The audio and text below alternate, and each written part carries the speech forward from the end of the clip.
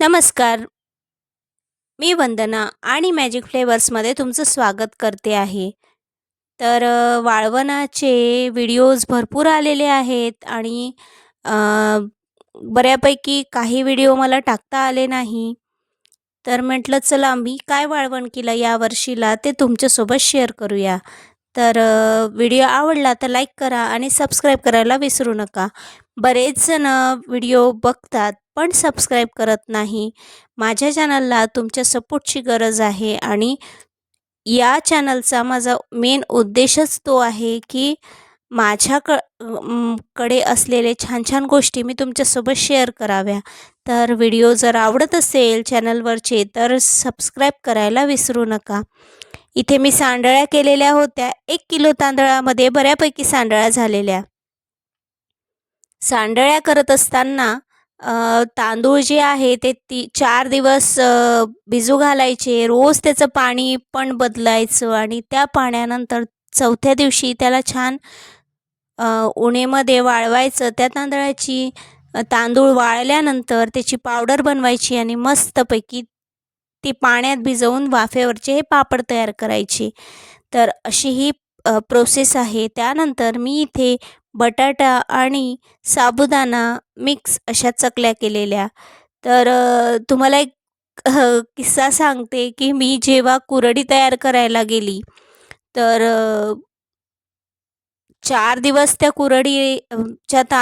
गव्हाला मी मस्तपैकी मुरू दिलं. रोज त्याचं पाणी बदलवत होती, रोज त्याला धुवत होती. कारण जेव्हा गहू सडतो तेव्हा खूप घाणेरडा असा वास येत असतो आणि तो वास त्या गराला लागतो. गरानंतर त्या कुरडीला लागतो. तर हा प्रकार मला नको होता म्हणून मी गहू रोज छान पद्धतीने तो धुवायची आणि ते पाणी रोज बदलवायची. तर झालं काय, सगळंच नीट झालं आणि चीकसुद्धा मी त्याचा छान पद्धतीने काढला.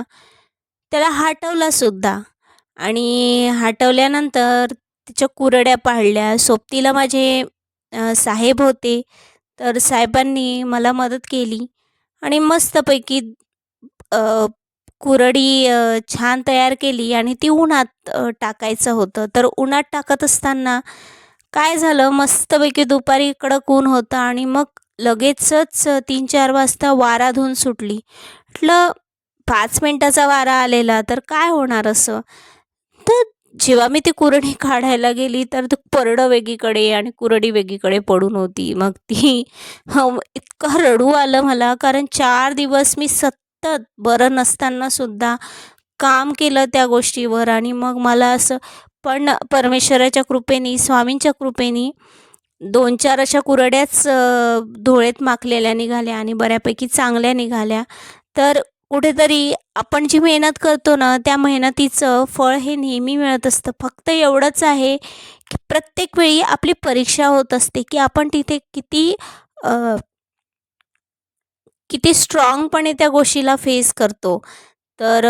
हा माझा एक किस्सा होता आणि बरंच बरंच आपल्याला प्रत्येक क्षणोक्षणी काहीतरी शिकण्यासाठी युनिवर्स आपली परीक्षा घेत असतो.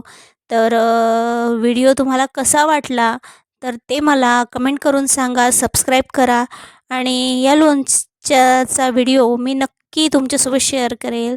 श्री स्वामी समर्थ.